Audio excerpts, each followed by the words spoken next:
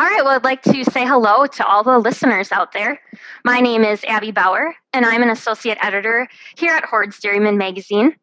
I'd like to welcome you all to our presentation today. Hoard's Dairyman and the University of Illinois have been co-hosting these webinars since 2011. It takes a good team of people to produce the webinars, and we surely appreciate the support that our webinar producer, Jim Baltz, down at the University of Illinois, and our Hoard's Dairyman online media manager, Patty Hutjens, and all the things that they do behind the scenes to put these events together. My co-host for today is also our presenter, the well-known and well-respected Mike Hutjens from the University of Illinois. Mike spent many years on the staff down at Illinois, and even though he's semi-retired now, he still keeps very, very busy since his knowledge and presentations are in high demand across the country and across the world. Today, Mike will be giving a presentation titled Storing and Preserving Next Year's Corn Silage, or Silage. As farmers across the country are gearing up for planting, this is a great time to think ahead to the harvest next fall and how we can produce the best feed possible for our cows. This month, the webinar is sponsored by Lallemand Animal Nutrition. We're certainly very thankful to them for their support of this program and helping us provide this information to you today. Mike, I think we're all looking forward to hearing what you have to say about next year's silage crop, so why don't you take it from here? Well, thank you very much, Abby, and we're all excited to be off and running. One of our listeners shared some information this morning. 89.2 million acres of corn supposedly are going to be planted this year in the United States. So certainly corn silage is going to be on the minds of many of our dairy producers, not only in the United States, but around the world. So there's our title. You can see it, Storing, Preserving Next Year's Corn Silage Crop. And I think we'll have great fun doing that. In fact, it's a bit like building a puzzle, and you can see our puzzle rapidly is filling in here. And hopefully today's webinar will allow you to pick up some of these pieces and discover if one of these pieces are really going to be an important part of your corn silage crop for 2015. So today we're going to look at this program. We're going to look back a bit to 2014 and ask, did you get it right? And we're going to give you 3 or 4 benchmarks to take a look at. And then you can see Jim Baltz's checklist over here. We're going to go through those points to be sure you check those things off here. And then, of course, wrap up with a take-home message as well. So let's get started with our checklist. So the first one we're going to check off, and that is looking at forage opportunities on your farm. And this PowerPoint is a very popular one being used by several of our speakers, and that is, I think we're going to see forage intake increasing in the future. In the U.S., we typically are in that 50 to 55 to 58% of the total ration dry matter as forages. I think that number is going to increase, and you can see all the listed numbers or bullet points that may lead to that. And of course, one is reduced feed costs. Corn silage, according to the software program FeedVal 2012, is worth about $79 a ton, and you'll see production costs are going to be in the mid-30s. The other neat thing you can see is that it's an on-farm commodity that we control. We can use a lot of manure to utilize nutrient management plans here.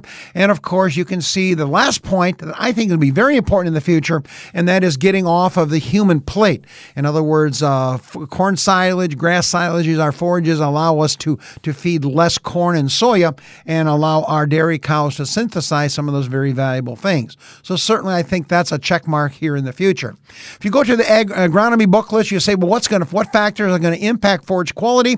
And here's a list. It's not an agronomy presentation, but certainly we know stage of maturity, the stalk to grain ratio or starch levels, and the rest follow through. Last year, of course, the big concerns are on the bottom one, and that is in many parts of the Midwest, at least, our temperatures were quite cool. And then we had a lot of rain, especially in late spring to plant the corn. And then in November and October, when it was time to harvest the corn silage in some areas, we just couldn't get in to get it out. So we had some very unusual situations in terms of harvesting and getting forage quality. In fact, Jim, that leads us into our second box, and that is let's look back to 2014 and see kind of what happened out there on farms here in the Midwest, at least. Our thanks to Dairyland Lab. Several of our labs have shared data for this presentation today. And you can see here from 2014, nearly 42,000 samples being tested, and there'll be more coming in. You can look at what the averages were in terms of moisture. And the averages look very typical. Haven't changed a great great deal over the last 4 or 5 years. Remember this number, though. You can see moisture here somewhere around 64%, therefore the dry matter around 36% dry matter. Here's your NDF numbers, very typical, up a little bit. Starch numbers, very normal here. And of course, here's your NDF-D digestibility at 30 hours. That 30 means a 30-hour analysis. And here's your number of samples that went into this database. Then also sent to me looking at actually the variation. And here's that ever-famous bell-shaped curve. And you'll have to look at your monitors very carefully, but you can see we've got the curves drawn here as well. The very dark green one is 2014, and you can see it pretty much laps over pretty much with the rest of them in that 65% moisture, 35% dry matter window. So slightly different than some of our averages. Here's your NDF, and here's one of your take-home messages. You can see that the very dark green one, we had a higher level of NDF, and you'll see why that's important. Looks like if you look at how this curve has shifted over a little bit, somewhere around 4 or 5 units higher in NDF. This is the chemical fiber in the feeding program. Starch levels, of course, follow the reciprocal of that. So you can see the dark green line again. You can see the starch levels are down a little bit, and that's how that pretty well fits together. As NDF goes up, starch levels go down. You can see how that tracks out as well. The NDF digestibility looks quite favorable for this one. You can see, if anything, the dark green gives us a slight advantage, meaning the NDF that's there, even though it's elevated, had a better digestibility. That's a little different story than we saw in November and December. Some of the earlier corn silages were actually lower, and more about that in just a minute. A very busy slide, and that is, what about some of these anti-nutritional factors that we can find in corn silage? And here we're going to look at mold, yeast, and mycotoxins. I'm going to skip ahead and then come back because just so you listeners know, you've got this one sitting right behind it. And these are the guidelines that we tend to use here in Illinois. It's a combination from our veterinary school, from various forage testing organizations, and you can see our yeast and mold numbers down there at the bottom. The less than 1,000 is the top 15% of samples coming in. The other one is the median, which means the 50th percentile. So again, you can see these numbers, how they can jump around on us quite a bit. Okay, let's go back then and take a quick look at these numbers. The real concerns are, of course, the yeast count and the mold counts. They are the ones that are over this threshold value, and both of them are at 1,000. So you can see in terms of yeast count, about 20% of our samples were in that optimal range. But look at some of the big numbers. And a lot of people use a million. And so you can see a third of the samples were over that magic million count on yeast count. Here's your mold numbers. Again, you can see a little bit better story. 60% were over that threshold number listed here on the PowerPoint. What's scary and concerning is that if the yeast count goes up, some people suggest the yeast converted to lactic acid, and therefore we lose the preservation value of the lactic acid, and that allows the molds to grow. And then these dudes can pop up, and these are the magic 4 that we tend to follow in dairy. The good news is that if you look at the former slide, that we're in really pretty good shape here. In terms of aflatoxin, zearalenone, we had about 7%. There would be a little bit of concern, and over here looking pretty good. So certainly that is important. Good to know that last year we had fewer of these anti-nutritional factors associated with our corn silage. And as I said a bit earlier, these are the magic guidelines that we tend to use. Be careful, listeners. You can see parts per billion B. That's 3 zeros lower in concentration. And these numbers will jump around a little bit. So in your countries or in your labs, you might see slightly different numbers, but certainly give you a ballpark figure. The only one, the action level in the United States, is aflatoxin. And of course, last year we did dump some milk in Illinois and Indiana due to aflatoxin for incorrect handling of the corn crop. Well, let's move on to our next checklist, and that is forage fiber relationships. A very nice visual here looking at the cell wall. You can see that cell wall is made up of hemicellulose, lignin, and cellulose. And there is your ADF and your NDF. Another factor there is pectin. Pectin tends to be the lamina that kind of holds these cell walls together. So certainly that's considered more of a soluble fiber source as well. Those fibers are very important, as you'll see in the next couple PowerPoints. The ADF stands for acid detergent fiber, and that one is an indice of digestibility and energy content. In fact, many years ago, that's what we estimated energy content in our forages was off of acid detergent fiber analyses. So when ADF starts going up in our forages, especially corn silages, you're going to see that they're going to have lower energy concentrations. The 100-pound gorilla, of course, is the NDF, neutral detergent fiber, and that relates to dry matter intake and fill factor or bulkiness. More about that in just a few minutes. And that, of course, is the total cell wall, and that really determines a lot of time, a lot of the nutrient value and rates of passage in our cow. And, of course, lignin is the indigestible fraction. That can be a problem because it's associated with some of the fiber fractions, and it can wall off the nutrients from being accessed by the rumen bacteria and the enzymes in the small intestine. The magic test we all talk about is Forage NDF. NDFD is referred to here, and that represents the digestibility of the cell wall in your forages. Lab procedures are listed there. You can read through them pretty quickly. The initial work was done with rumen fluid. As a result, you had to have access to a fistullated cow. We now have our NIRs calibrated so that they can actually, quote-unquote, see this organic fraction as well. You'll notice in the lab that there are two numbers in orange. This is the new technology. This is the indigestible NDF and the U or undigestible NDF. And you're going to be hearing more about that in future webinars here that are coming through on the Hordes one, but certainly is used to modeling the rates of fiber degradation that occurs out there in the feeding program. The power, of course, of NDF digestibility goes back to the Michigan State data. Many of you have seen this before. Simply shows that for every 1 unit change or increase in digestibility of the NDF of the forage program, that increases dry matter intake by 1/4 of a pound, and that equates then almost to a 1/2 pound of fat-corrected milk. That feed efficiency, if some of you'd like to work that number, that turns out to be 1.82. So you can see that change actually enhances feed efficiency, and that's the direction that it should go. So anything we can do to increase NDF digestibility relates in greater dry matter intake, and that relates into more milk production in cows.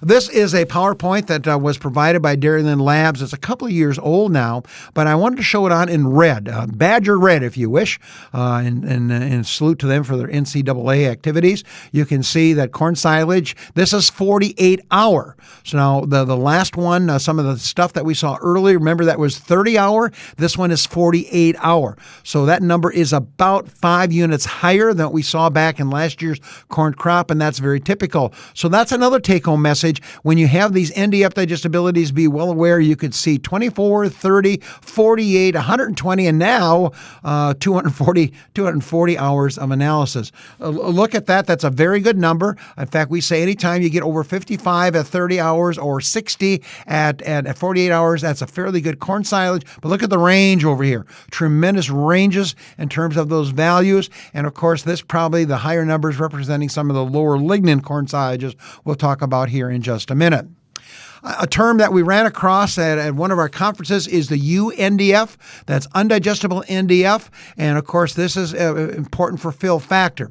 The number presented at that webinar, or should say at that seminar, was that for a Holstein cow, about 6 to 6.2 pounds of undigested NDF fiber is the maximum, meaning if you get higher than that, the cow basically becomes filled physically before she meets her nutrient requirement. There's a quick example on the bottom. If I had a ration that had a 33% NDF and my cows are eating 50 pounds of dry matter, a nice round number, and it's 35% tested UNDF, that would end up being about 5.8 pounds of UNDF, and would suggest that these Holstein cows, they should be able to eat that and meet in terms of intake on that farm.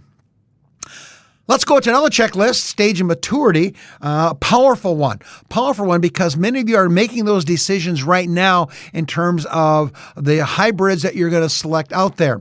This is a powerful set of data that came from Illinois State University in cooperation with Pioneer, and you can see a very important line. This is plant dry matter, extremely wet, and so a lot of our dairymen used to be ensiling here. Of course, EPA has gotten on our case a little bit because of runoff coming from our bags, bunkers, and upright silos over here as well. But notice as this plant matures, the plant puts more starch into the corn grain itself. And so you can see going from this point up to here is a 76% increase in starch concentrations, and at the same time, our NDFs and NDFs are going down.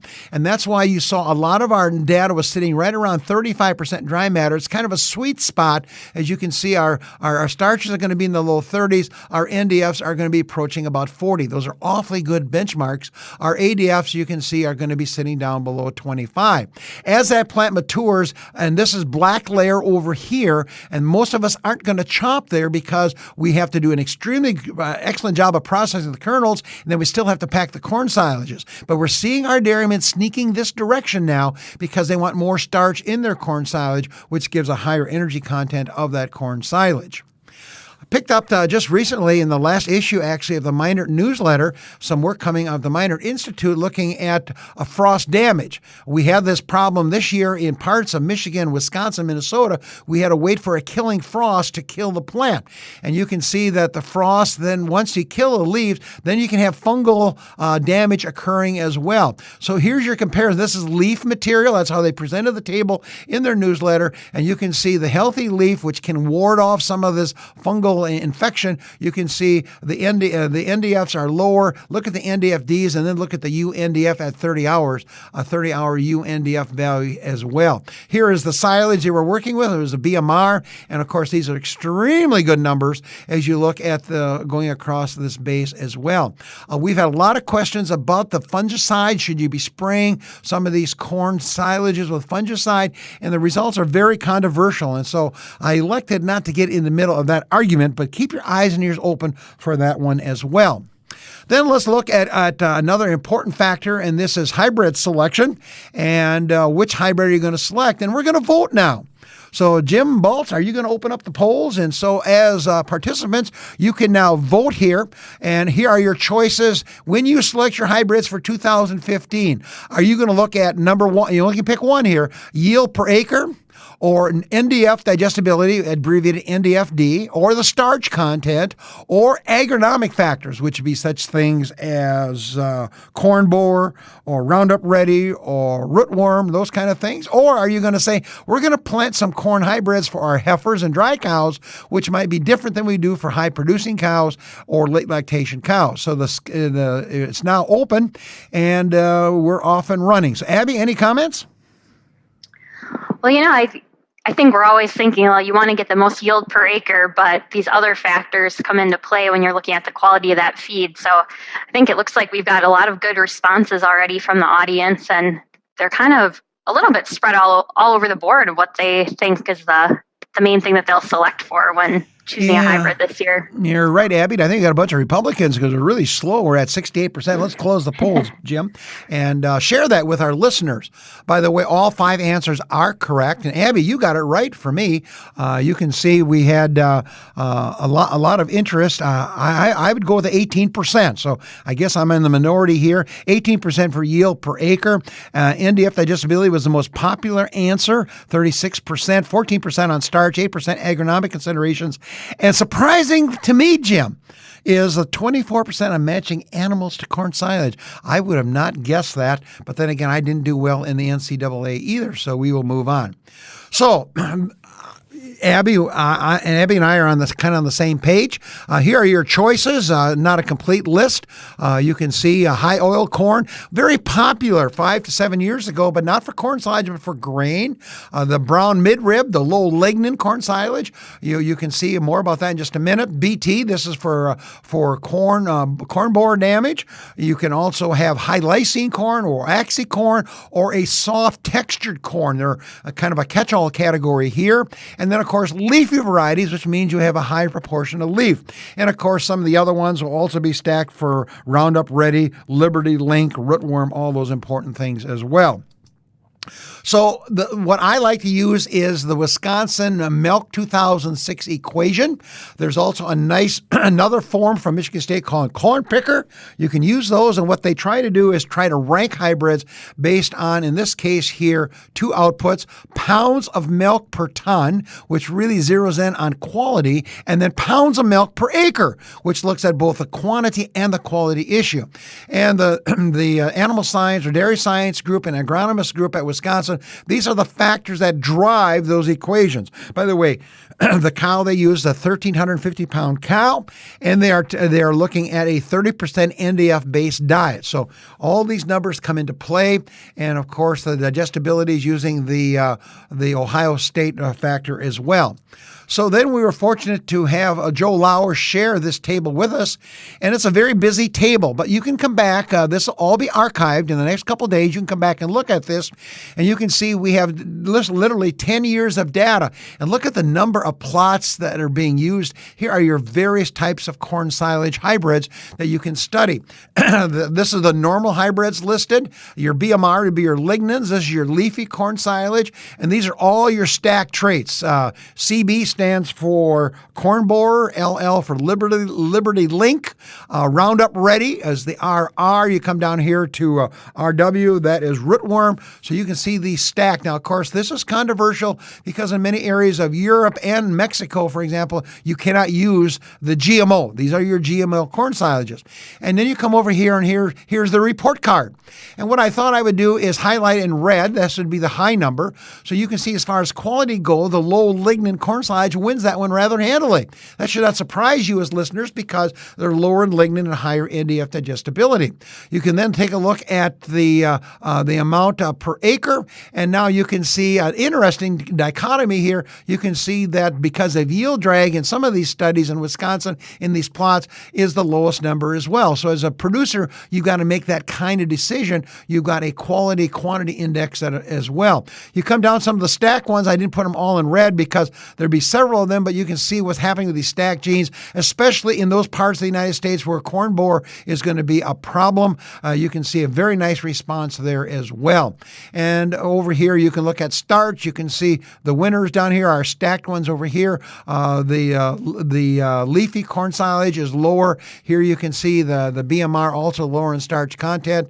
Here again is your NDF digestibility, no surprise there. And here is your tons of dry matter per acre under these Wisconsin plots. So pretty neat data that you dairymen now have voted in terms of which hybrids you probably already purchased, and in some cases in the southern part of the United States have them in the ground already at this point. Jim, let's go to another checklist here. This is fiber requirement and form. Again, this is going to be very important. When we look at our corn silage, you can see this is our forage mat. This is just in a TMR in a bottle of solution, and you can see our corn silage pieces floating in here, and that is going to cause that cow to ruminate and also slows rate of passage. This fine material in the bottom is going to get flushed out and move down the digestive tract. When we look at our corn silages, we want to look at two factors, what we call physically effective fiber. That is that portion of the NDF that causes cud chewing and affect rate of passage. And then chemical, which would be your chemical NDFs and your ADFs. And this is based on lab analyses based on these nutrients that we talked about a bit earlier. Here are some guidelines for physically effective fiber. I'll let you read those at your leisure. The old guideline is about 5 pounds of feed particles that are over 3/4 of an inch in length or 8 millimeters for you European folks there. And this would be about 10% in the Penn State box there. This is rumination. This is cud chewing times done many years ago, but this is a new kid on the block. These are your rumination collars, and Michigan suggests more than 450 minutes. And suddenly now you and I can actually measure this on dairy farms. Why do we want the chewing time? Well, we want to maintain an optimal rumen pH so we get good fiber digestibility, but still enhance propionate production as well. And this is the guideline. If we ran VFAs in the future, we might be able to do that using sensors about at least greater than 2.2 parts rumen acetate to 1 part rumen propionate. And that would be an optimal type of a VFA pattern occurring in our cows. Here's the Penn State guideline, and again, I just highlighted the orange. You can see that we're suggesting a little bit stronger than what the folks at Penn State use, 5 to 8 to 10 to 12% in the top box, over 50% in the bottom box, and then depending if you have the two box, the 3 or the 4 box system, you'd add these together. You can see this would be less than 35%. This would be kernel processed corn silage at 3/4 of an inch theoretical length of chop or 18 millimeter. And again, this becomes very critical to did we get the processing done right? More about that in another checklist here in just a minute. Another checklist is very important. This is the use of a silage inoculant. You can see the picture over here. This is going into a bagger, so they're actually applying this right there at the bagging site to get a pretty good distribution going into the bag as well. Again, Jim, let's open up the polls, and Abby, you get a chance to vote again. When evaluating corn silage fermentation, which characteristic is most important? 1, the silage pH. 2, the level of lactic acid. 3, the level of acetic acid. 4th, the ratio of lactic acid to acetic acid. And finally, the ethanol level there. I think all our Kentucky bourbon makers, they'll be probably picking that one down there as well. So the polls are open, and we're off and running. We got a third of the people in. Abby, where are you going to vote? I think I'm going to place my vote on the ratio between the lactic and acetic acid. She voted for number 4. Again, all listeners, and we're almost at 2/3 vote. Let's go ahead and wrap this up, Jim, because we're going to be tight on time. I can see that already. Here we can see it, and everybody is looking at that as well as I am. You can see silage pH. A third of you picked that. About 20, a quarter of you picked lactic acid. Everybody loves Abby's answer, the ratio of lactic acid, acetic acid, and we have a couple votes on the other two as well. All 5 of these are very useful guidelines. More about them a bit later as we go through that, and we'll see where we're at. Okay, we're going to move on then and look at these, and I'll get going here. Let's take a look. Why would you want to put an inoculant in your corn silage? This is a summary of 18 peer-reviewed journals articles by researchers at Washington, the state of Washington. The power here, of course, is 18 different studies, and meaning peer-reviewed means that that's a group of editors or authors reviewed that and said this is good science. We have no idea whose inoculant it is, how much they put on, or any of those other conditions. But look over here. You can see here on the inoculant versus the control, no really major impact on pH, extremely good pH values. And lactic acid, but look at the two numbers that are statistically significant. Dry matter recovery, about a 3% improvement in dry matter recovery, which means I have more feed to put in my cows that I do not utilize or lose or have in my shrink. And then the other one that was statistically significant is increase in dry matter digestibility. And you can see about 2 units increase there. For some of us old guys and gals online, that would be called TDN, or digestible energy. We did get some extra milk, but the stats indicated that was not statistically significant, which means we cannot always guarantee that on your dairy farm. Probably reflects the number of studies, the number of cows, the variation in these various studies that are occurring. So let's take those two improvements and say, well, what is the benefit to cost ratio? And if we use $1 per ton for the inoculant, and we know inoculants can vary anywhere from $1 to $3 plus, if you look at just the nutrients preserved, we get a 3-to-1 benefit to cost ratio. That's pretty good money in the bag. Kansas State researchers say if you take that feed and put that through a high-producing dairy cow, now that ratio is 8-to-1 when you put it through a dairy cow, for example, versus, say, a beef cow or selling it off the farm. So again, and that's the only reason hopefully all of us milk dairy cows here in the U.S. and around the world, and that is we can add value to feedstuffs and increase our profitability. This is a very busy slide. When we look at it, and you come to our website or go to the Forage Dairyman Feeding Guide, you'll find this information. We look at inoculants, we say, how do they work? What is the level? And this would be level for a common lactobacillus type product. If you go to the Buchenrai, which is listed here as well, that number goes up to about 400,000. A little higher levels are there. These are the ones that have been identified by the USDA Forage Lab several years ago and say these are the guys that are going to have perhaps real impact in the silage fermentation. Already talked about the cost. Here's your benefit to cost ratio strategy, and we recommend that every ton of corn silage in Illinois be treated with a research-based inoculant out there on the marketplace. We then take a look, and here comes your answers, Abby, looking at, well, if I'm going to look at corn silage, what is our indices of good quality corn silage? Every one of us now should have done this year to say, how good a job did we do in terms of capturing the nutrients, meaning forage testing? That was our first take-home message. Second of all is, did you get it fermented properly? Here sits corn silage. You can see the guidelines. This is the data from Lehman Kung out of Delaware and Randy Shaver at Wisconsin. I want to give them credit to their PowerPoint points, but you can come down here and see what are good characteristics. Here's your lactic acid level. And Abby, we don't want Steve back anymore. You're going to win because here's the magic number. You like to see a ratio of greater than 3-to-1 out here in the program, or at least 70% of the VFAs produced in the silo being lactic acid. Look at the range we have. So again, this ratio becomes very, very important. Acetic acid, if you use the Lactobacillus buchneri, you will see more lactic acid in that fermentation profile. So if you're using that inoculant, and that is a heterothermic one, it means it produces more acetic acid. And the power of the acetic acid is that it retards the yeast. And so as a result, we avoid some of that secondary fermentation heating up and mold formation. So again, another tool to take a look at. We aren't going to see much propionic acid here because the bacteria that produce that aren't there. More of this in alfalfa here, and we're not in the stills in Kentucky making moonshine here. We don't want to see ethanol as well. So a really nice profile. And again, how did you do last year? Here's a PowerPoint that you should come back and visit at your leisure. Let's go to checklist, our next checklist point, looking at storing a corn silage on the farm. And here are some wonderful guidelines, again, coming from the engineers at the University of Wisconsin.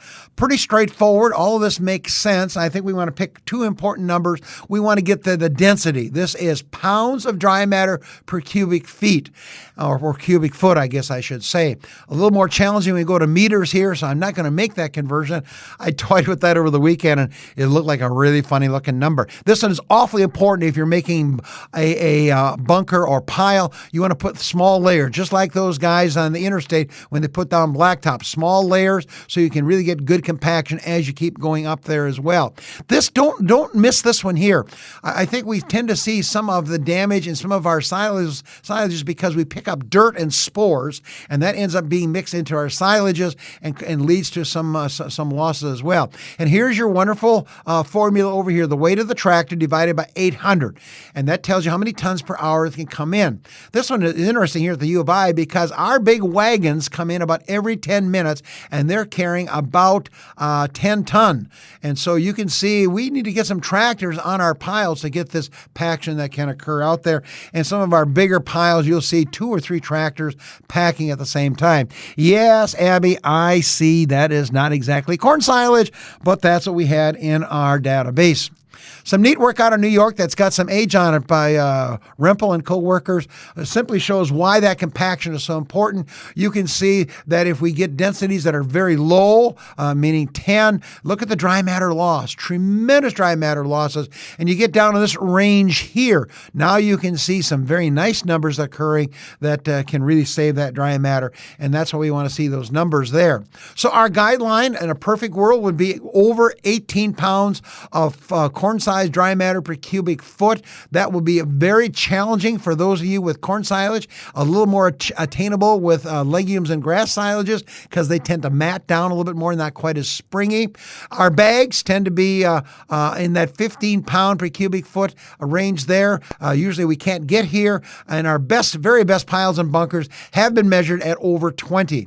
If you go to the face of the corn silage and you can grab a handful out of the bag or the pile or the bunker, or I guess in your silo as well, if you can grab it by hand, you're probably under 15 cubic feet. So again, today, tomorrow, next week, go out there into your silage and try to grab a handful of silage to see, did you get the job done? Another take-home sign would be that if you're out there and it feels warm to the touch, even now with our warmer temperatures coming, that corn silage should be cool or cold to the touch, meaning that you now didn't get a good fermentation and therefore didn't get good packing. Could be either poor fermentation, lack of inoculant, or just poor packing that's occurring.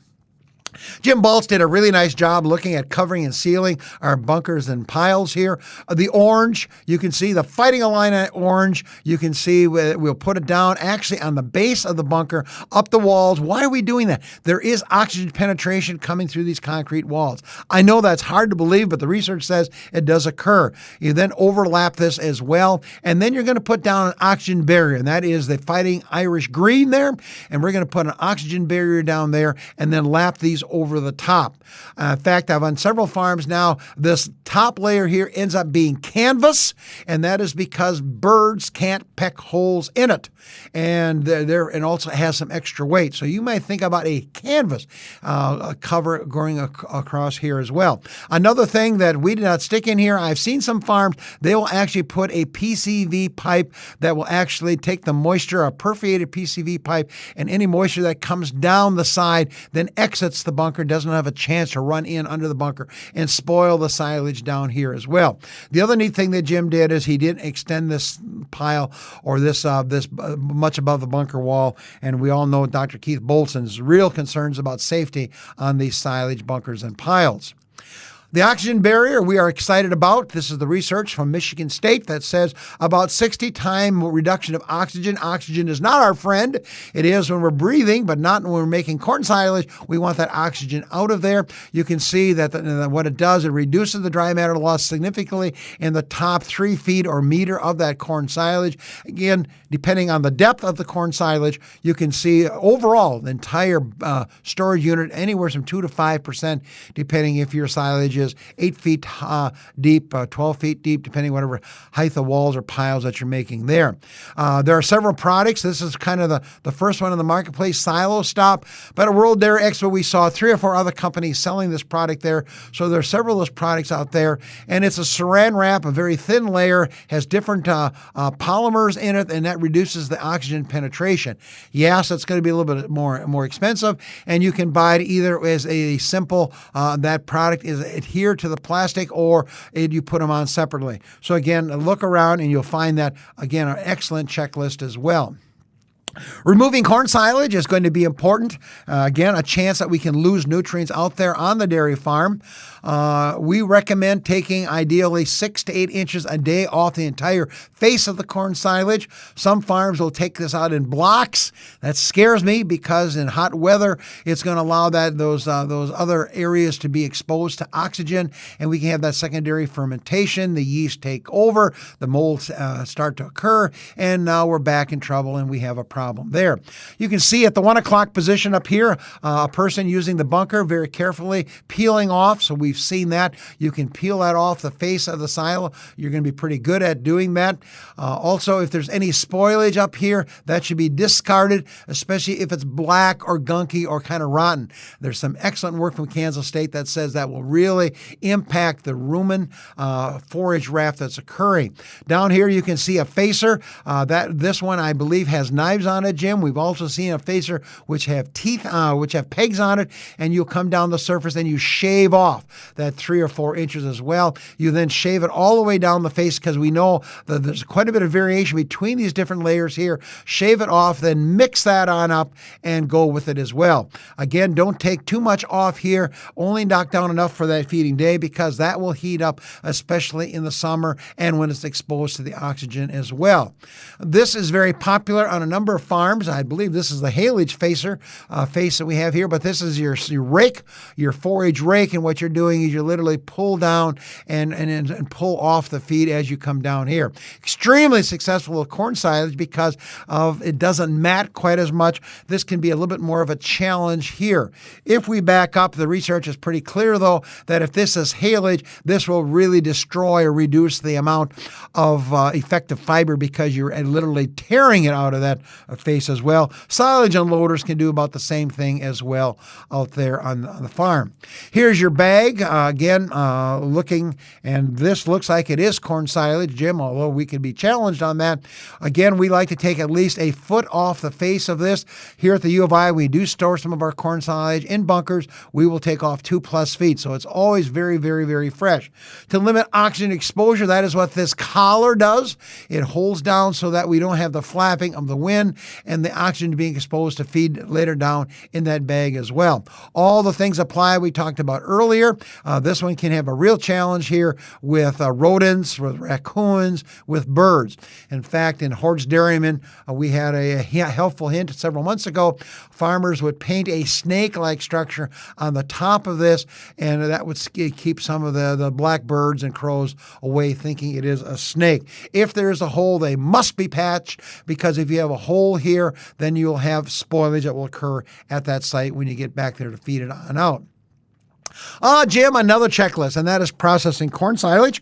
And we've got to pick up the speed a little bit because we're getting a little bit late here. Here's your processor. This is your theoretical length of chop. For those of you that have not seen this visual before, depending on the speed of these rollers, this determines your 18 millimeter, your 20 millimeter, your 4 millimeter. You go to Germany in the fermenters, it'll be 4 millimeters here. This is your cracker. This is what cracks and tears open the corn kernels and the corn plant, and this blows it into the wagon. I'm not going to spend much time on this. Again, notice this is another study, 22 published studies. This is not shredlage. This is kernel processed corn silage from Europe, Canada, the United States. And you can see a nice increase, about a liter of milk, about 2 pounds more milk when you process the corn properly. And you also get some fermentation pluses as well. Go home, go out to your farm and take some corn silage. Here's a picture that's provided by the Pioneer Group. You can see that if you've got these kernels in your corn silage, lo and behold, there they are again coming out of the silo. The bad news, we're going to see them one more time. And the manure of the animals, that's going to be very important. You can also, hopefully you don't see these corn cobs in here, or some people call them pucks as well. Shredlage, really what that is another type of processing you can do. We're going to show you examples of that here in just a few minutes. It has a much more aggressive roller in it, which allows us to really crush the kernels here and may allow you to chop a little bit longer. And you'll hear more about that in webinars here in the future as well. Look at what's going on here. Here's some work from the Dairyman lab, 2013. The score, the number you want is to be over 70. That's the magic number. So again, that's something you can do right now. You can go over and do that today. So hopefully some of you will get so excited about this webinar, you say, I'm going to prove that Crick from Illinois wrong. We got it right here in our country or in our state. Take a look. Only 10% of the farmers in 2013 got it right in samples coming in. Notice the size of the sample, well over 700 samples. This is from 50 to 70. About two-thirds of it got it we call the average range. And look at this, almost 30% got it wrong. We also then looked and got some data from Cumberland Valley Lab. You can see what's happening there. And look at the numbers there. You can see over 2,500 samples here in 2013. The average is quite good. Look what's happening. So the farmers out there in the eastern part of the United States, they've caught on to this. And nice increase in numbers. Look at the big jumps are occurring here the last 3 years. And you can see a third of the people got it right, and we still have 14% still getting it wrong. Here's a picture of the device doing the kernel processing score. You send a sample in, they dry it. You have to dry it so that the starch can then move down through these various sieves. And what you want is 70% of your starch going through these lower sieves out here on the test. Randy Shaver then put a dollar value to it. It says if you go from poor to average, 2 pounds more milk, from average to excellent, another 2 pounds of milk. So those farmers that were down here, 10 or 15% of those farmers, they're leaving 4 pounds of milk, 2 liters of milk on the table, and we got a problem as well. Here's a nice visual. This is one of the first studies that Dr. Shaver did. My memory is this is the kernel process. This sits at right around 60. This is shredlage, well over 70. I believe it was 72 or 73. And that would suggest 2 pounds more milk because the kernels are processed more correctly, and that's exactly what his research came out at 2 pounds of milk. Here's a quick picture of Illinois, and I simply show that to you. This is normal process, not shredlage. Here's your theoretical length of chop. You can see that's 3/4 of an inch as your 18 millimeters. Here is the next one. Notice we had nearly 70% in the second box here. One little piece of corn sitting down here as well. And then we've got 18% in the bottom box. And this is where all the starch is going to be located when it gets into the rumen of that cow. And this is running 34% starch, 160 bushel corn silage a few years ago. Here's a picture of your kernel processor. Here's a picture of your shredlage unit. Notice a totally different design here on the face of that. And here is your John Deere Kernel Star processor, a totally different type of unit design out here as well. And I understand that the German group is also coming with a processor coming for their units as well. Well, here's our last checklist. We can wrap up here. So Abby, get ready. Pricing corn silage. We'll take a look Here's how we recommend our farmers calculate corn prices. Take 6 to 8 times the price of a bushel of corn. This would be extremely high quality corn silage containing probably 160 bushel to 200 bushel per acre. This would be grown in southern Illinois, parts of northern New York, parts of Wisconsin, where you don't have quite the degree day in hybrids to get the high starch levels. We then add in the cost of harvesting, inoculant cost, and shrink. So here's a pretty good example. I use the number 7, which is an average number, $4 bushel corn. That's $28. Harvesting cost, $6 per ton, $2 for the inoculant. That's $36. That's the cost of that corn silage. I then put it in the bunker, and I'm going to take a 5% shrink. I think that's fairly liberal. I think most Republicans would put that in a 10% shrink there. And so, Jim, we added another $1.80 there. So you can see the corn silage that's harvested last fall would be about $38 a ton. And as I mentioned earlier, Spartan, the 2012 feed val puts that value at $79 a ton. So corn silage can be an extremely good buy out there. And of course, this is what I would have to sell it for if I was going to sell it to you, because I got to have that shrink built in there as well. Well, Abby, our time is gone. What are our take-home messages? Notice Jim has checked all of our boxes, all 10 of them.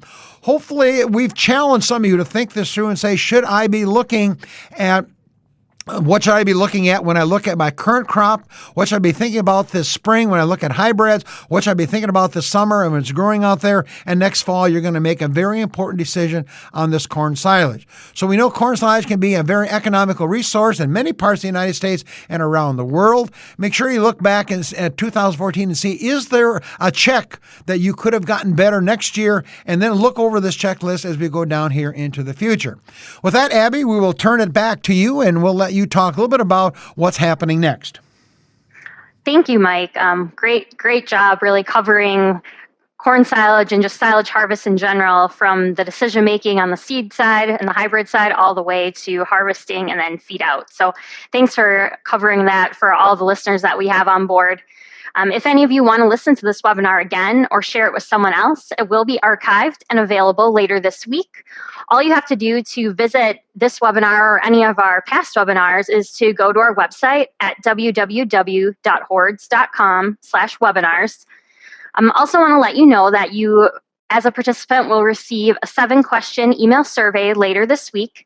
That survey will ask you just a few questions about the webinar and give you an opportunity to evaluate today's presenter and the topic.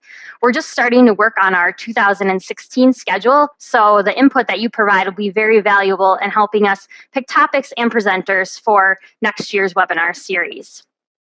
We also hope that you'll make plans to attend us for our next webinar, which is a special webinar that we have scheduled. That will take place 1 week today, same time, same place. And the title of that webinar is FDA's Residue Study, History, Results, and Implications. We'll have Jamie Yonker with us, and he's the Vice President of Sustainability and Scientific Affairs from the National Milk Producers Federation. That webinar will be sponsored by Zoetis. And again, Jamie will be talking about that FDA study that we heard a lot about and waited for the results. And he'll be able to tell us a little bit about what we found out and what implications it has for the dairy industry. So again, that will be happening in just 1 week on April 20th. And then our next regularly scheduled webinar will take place on the second Monday in May 11th. And for that webinar, our presenter will be Tom Jenkins from the Clemson University, and he'll be talking about the summer slump and how you can prevent that drop in milk component levels when the heat starts to rise here in the upcoming summer months. So we'll look forward to having Tom with us in May. Mike, I guess now would be a great time for us to go through some listener questions. Again, if anyone in the audience has some questions for Mike, you can type them into that question box that is on the side control panel of your screen. But I think we do have a couple of questions here, Mike, that we could move on to. Well, very good, Abby. We do appreciate your being with us today and co-hosting with it. And again, Lallemand, thanks a million. Without Lallemand's support and interest, and we appreciate your extra effort also promoting the webinar. We appreciate that very, very much. Abby, we do have a few questions. Let's kind of tick these off. And again, if you've got some more, don't be afraid to bring them in. Looks like we'll be right on schedule time-wise here. The first question is, what about using propionic acid or similar type products, or maybe even salt before covering the pile or the bunker? And the answer is yes, you could do that if you'd want to add some propionic acid to that top layer. That could be a little tricky, I think, on some of my bunkers and bag silos. I'd love to put it on out there in the field if I could, but that's a little tricky because if you blow propionic acid in the field, trust me, they don't call it volatile fatty acids for any one reason as well. But yes, you could do that. You could put some salt on there. Salt is, of course, a great preservative, so you could salt down, the top foot if you went that direction. There are some very good commercial products out there as well from various companies that are mold inhibitors, that are dry products that look very good. So I mean, you could go that direction as well and apply that on the top layers. And again, since you're going to be packing that with your tractors and blading it back and forth, we'll get there. You can probably get a pretty good mix. I mean, that's going to be always your challenge, is how do you end up getting the salt and the additive or the propionic acid to it. But propionic acid or a propionic acetic acid blend would be excellent if you can get it in a pretty good coverage and get it distributed pretty uniformly as well. Another quick question was, could you please point the exact difference between kernel processing and shredlage? And the answer is yes, I can. We will not back up our computer program here, but you go back and take a look at it. It has a totally different diagonal design to the rollers. And so you got a different, instead of being kind of a crimp design, you now have diagonal there. So it really crushes the kernel. They also have different speeds that these rollers are running at. So you're getting that advantage as well. And because of that ripping action, you can also tend to chop it longer. And so some farmers have gone from the 18 millimeters or 3/4 inch up to the inch to actually 1.25 inches. My bias, and it's a bias, it's the Hutjens bias, I would not go to those really long lengths. I would stay no longer than an inch, which would be about 24 millimeters in length, because I want to make sure it packs really well for me there, and I don't want to have any sorting risk problems there as well. So I would go there. In fact, we had one of our best corn silages we saw last year in Illinois was shredlage coming at 3/4 inch, and my Penn State box smiled all day long as far as that goes. So I think one of the key messages we say is kernel processing has to be done right, and that's the beauty of the newer units, that you can't do it wrong. They kind of overcome that problem. And do you realize that shredlage, the rollers on kernel processors do wear out, and so you got to be looking at that. At least in Illinois here, the cost of rollers are about $11,000 to $12,000 for the kernel process rollers, where the shredlage units are in that $30,000 range as well. Another question is, what inoculant, do inoculants improve fiber digestibility? The answer is yes, they can. There are several inoculants on the marketplace that have fiber digesting bacteria that they're adding, and that does a couple of things. First of all, it breaks down the NDF and makes it more available for fermentation, and then it lowers the NDF level in the corn silage. There are also some enzymes out there that can be added that may enhance that as well. So it may either be an enzyme and or it could be a bacteria population that improves that and works really, really well. Let's skip down to the next question. Corn silage for heifers, what do you look for? Generally speaking, we're looking, and Pat Huffman has done some really neat work here in Wisconsin looking at some of the tropical corn silages, which means those buggers get sky high, but there's very little starch in it. So it ends up being a lower starch corn silage to avoid excessive weight gain.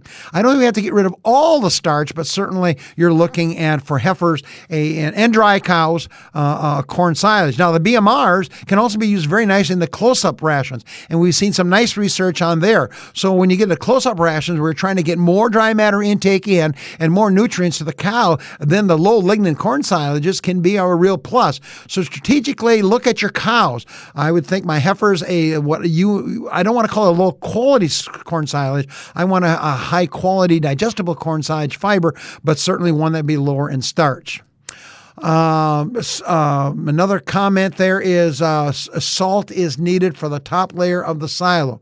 Somebody believes that it will kill suitable bacteria. Why do you recommend it? I would not recommend adding the salt. I would be clear on that, but I know people who do use salt to retard mold and layering. Probably more popular with wet corn gluten feed and wet brewer's grain. We've seen that in the Amish area and the Mennonite areas, and where they want to try to retard that rapid breakdown there. I'm not sure I would be excited about putting the salt on, but certainly it's a viable alternative as well. Point well taken. What would make a silage produce propionic acid even when propionic is not applied? There are some inoculants that are coming on the marketplace that do increase propionic production, and they're coming primarily from Oklahoma State, if my memory is right, Jim and Abby. But they will produce more. They will produce propionic acid. The question is, do they produce enough propionic acid to get the mold inhibited effects we have? And I just don't know that answer. So eyes wide open on my answer on that one as well. Should all silage inoculants have Lactobacillus buchneri as a component? And I would answer that, again, it's a Hutjens bias. My answer is no. Be well aware you're going to be looking at those silages that you're trying to get to reduce secondary fermentation. So I think on our high moisture corns, our corn silage, and some of our cereal grain silages, it would be, we would probably see the answer is yes. I'd be considering the Lactobacillus buchneri. And the good news is several companies now have them out there. And oh, by the way, all buchneris are not created equal. So eyes wide open on that one as well. Be well aware that the Lactobacillus buchneri is a heterofermic, which means that it makes acetic acid and lactic acid. And of course, homofermic make only lactic acid. They are biologically the most effective inoculant out there.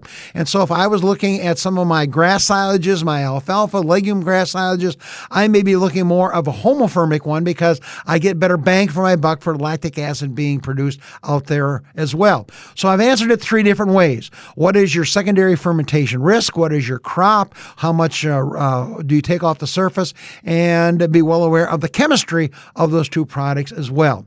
And again, if you probably had Lehman Kung here today, he might have a slightly different answer there. So again, eyes wide open, somewhat of a biased Hutjens. What differences would you advise for grass silage? That's our last question. So if you have any more questions, get them in quickly, but we're getting close to 1 o'clock to wrapping up here as well. For grass silage, I think it's a no-brainer. You want to have a good silage inoculant for grass silage because it will be usually wetter.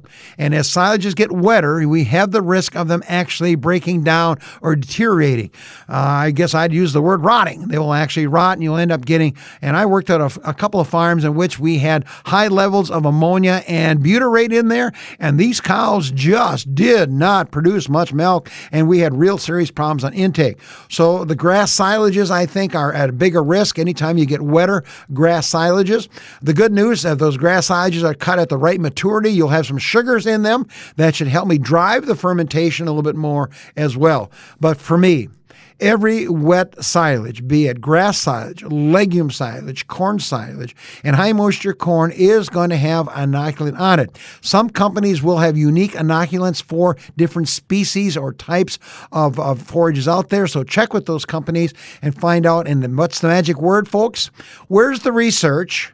And what you're looking for, in my estimation, is dry matter recovery and a favorable fermentation profile because it means more energy available for the rumen microbes. Remember, the lactic acid produced in the silage has now been cheated in the sense that my bacteria cannot ferment it twice.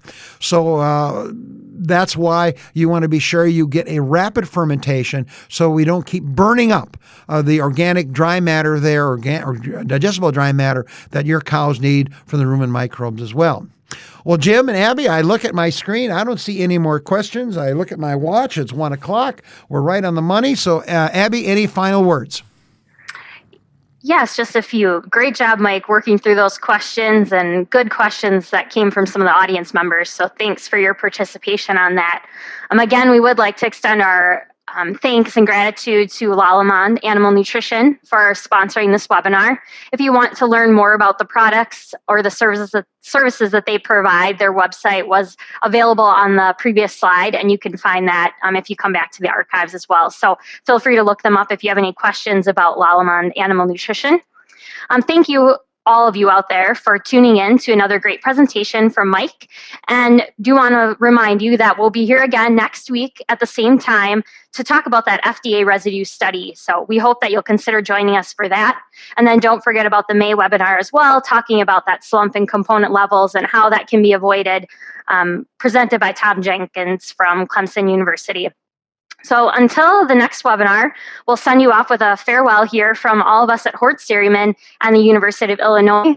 I know here in Wisconsin and in Illinois, things are starting to green up and look like spring. So we hope that you all have a great start to your spring as well. And we'll look forward to having you participate in a webinar again in the future.